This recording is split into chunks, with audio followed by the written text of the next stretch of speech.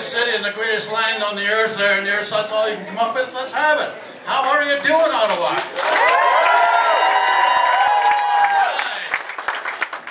Well, as you can figure out there, I'm not your usual 60-year-old fart ass. They told me that I'm turning 65 next year. And that really blows, you know? I mean, you know what I mean? I mean, I don't feel 65. I don't act 65. I mean, my wife figures there sometimes I act like a 10-year-old, but I mean, when you get sitting on the floor and you get scrapping with the grandkids over the toys, you know, that's pretty bad.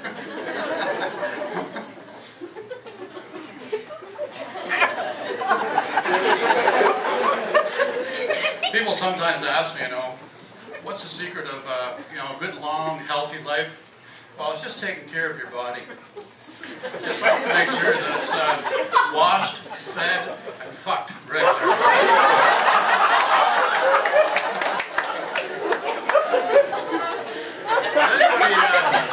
Does anybody here find computers confusing? Well, for some of us older people there, you know, I mean, like, we grew up with slide rules and calculators and stuff, and all of a sudden everybody's going with a computer. So I decided one day to go and buy one, and Rogers came over and hooked me up, and I asked the Rogers guy to set up my email for me, and everything was running fine, and I started to get kind of brave and started picking around in it, and sure enough, I screwed it up. So I went over to ask the next door neighbor. They have a kid over there that's a real brainiac. His bedroom is full of computers and screens are scrolling up all over the place, and their parents are always bragging about how they get free phone service and 5,000 TV channels and everything else. So I said, well, look, could Brad, you know, that's their kid's name, come over and look at my computer for me? So he comes over and he sits down, and next thing you know, he's got the mouse and there's screens popping up all over the place, and he's typing on the keyboard so fast there's dust coming up and everything. And after about 45 seconds he says, okay, it's all done. And I said, well, what's the problem? And he said, oh, it's pretty simple actually, it's just an ID 10T problem, and walks out. And I said, well, wait a second, hang on.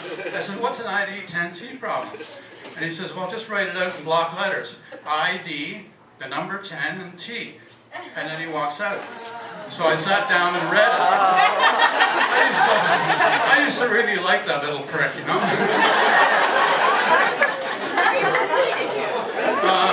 I just want to do a quick poll here on drinking habits, if I could. Who here is drinking beer? Give me a shout. Okay, who's drinking liquor or a mixed drink? Excellent. Okay. Is anybody here drinking water? No, don't be shy if you're drinking water. All right there. Do you know what danger you're putting yourself into? Do you know what fish do in water? They fuck in it.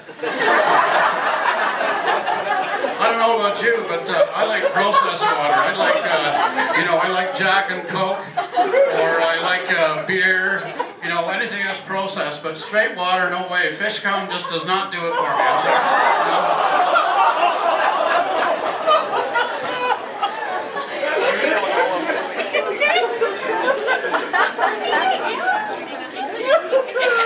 Well, as most everybody knows, I mean, male and females have got hardwired brains. They're different. You know, the female brain is evolved into nurturing, looking after, you know, shelter and food, and what color the drapes should be, and what color to paint the ceiling. Honey, can we paint the ceiling beige right smack in the middle of intercourse, you know? But a guy's brain is very simplistic. Women have their brains located in their cranium, right behind the eyes, while a man's brain is located somewhere near the end of their penis. So a guy really only has two thoughts in his mind at any one time. That's, do I have enough beer? And when am I going to get laid next? Let's be honest, guys.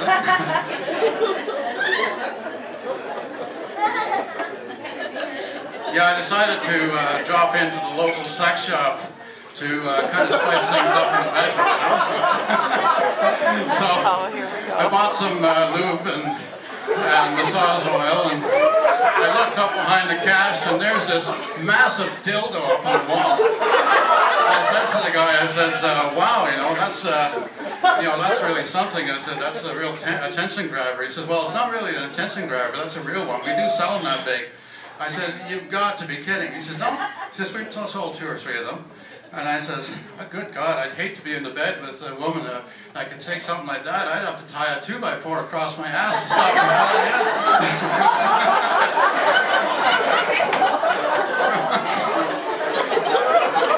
Well, one thing that you might want to know about me is that I've been married twice before. My first wife, we used to fight a lot. We nagged and nagged. She nagged and nagged and nagged and nagged and never let up. And we argued and fought. And finally, I convinced her to see a marriage counselor.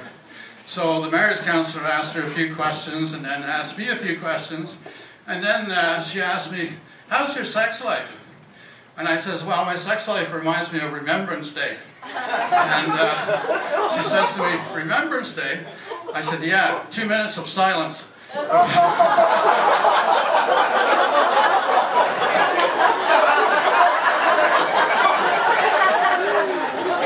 sorry, I have to check my cheat sheet here. What do we got left here? Exercise. Actually, before I get to the exercise, I did sign up to be an organ donor recently. I had a lot of reservations doing it because, can you imagine this?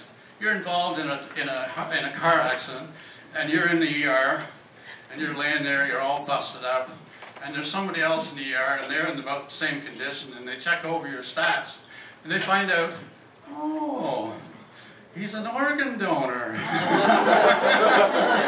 And this guy just happens to have a couple of organs that need replacing.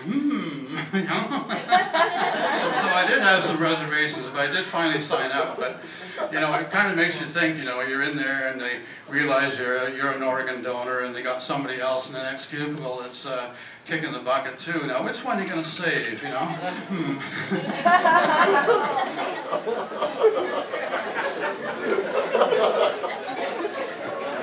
Yeah, I'm sort of anti-exercise. I mean, exercise to me is something like a complete waste of time.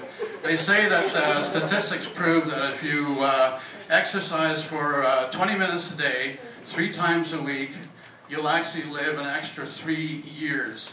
Now, if you count in the amount of time spent going to the gym, changing, exercising, going back in the change room, cleaning up, getting dressed, going home, and 3 times a week. You figure you wasted about 7 years of your life. Somehow that is not a good trade-off. Actually, this is absolutely true. My car is out in the parking lot. I have a bumper sticker on it that says, "Eat right, exercise, die anyway." I also have another bumper sticker on the back of it there. It says, "I'm so old I can't eat green bananas." And I had to actually explain that to someone, what that meant. If you don't know what it means, ask somebody. Maybe they'll explain it to you. Oh, I hear someone just got it.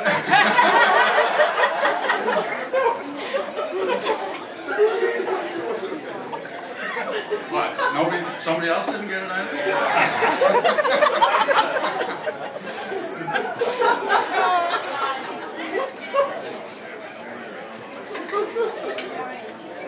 Geez, I'm running out of material here. Okay. I grew up in the upper Ottawa Valley, Ottawa actually specifically, and to get a driver's license these days is a bit of a pain. You got to write for a G1, you got to drive with a licensed driver for a year, and then you go for a driving test, and then you get your G2, and you can actually drive on your own, and so on and so on. Back in the day, all you had to do was go in and write for your learner's permit, which was a 90-day permit, and whenever you felt you were ready, you went in and did your driver's test, and if you passed, they'd just give you your full license and say, "Goodbye, have fun." And fun we did have. We used to have a game that we played on the back roads in Ottawa called Suicide. And it's called for a specific reason, because we'd be bombing down the back roads and everybody would be in the back seat except for the driver. Now what would happen is that the driver, he would bail into the back seat with everybody else. Somebody else from the back seat would have to get in the front seat and get control of the car before it went in the ditch. This was called fun. This was big time. Once in a while the car did go in the ditch, but big deal, you just pushed it out and continued on. If you did that with any of today's cars and they went in the ditch, you'd write the thing off, you know. Anyways, two reasons why I'm up here tonight. One reason is I've always wanted to try my hand at stand-up comedy, but another reason is at midnight, my lovely wife will be turning 60 years of age. Gayle can stand up, please, back there.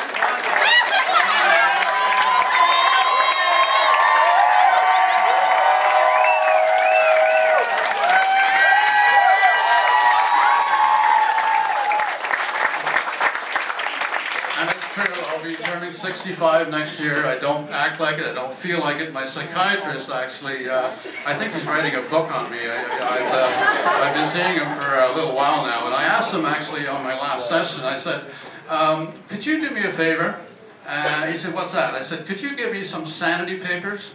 And he says, no, he says, I can't do that. He says, why? You think I'm insane? No, it's just something I just don't do. Oh, he says, what do you want them for? I said, well, I love, designing my own t-shirts, and I said I'd get a t-shirt that says, yes, I'm sane, and I've got the papers to prove it. So he said, well, what are you going to do now that I'm not giving you the papers? And I said, I have a plan B. I said, I'll get one made that says, anger management student. My psychiatrist won't give me my sanity papers. Any questions?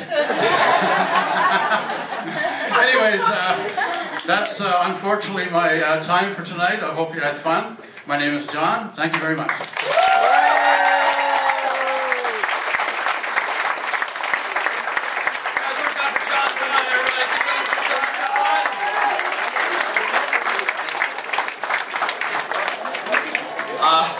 Happy birthday, but that's John. This is obviously first. It's his first time on stage, so he did it for his wife. Of course, that's very, very cool. So happy birthday.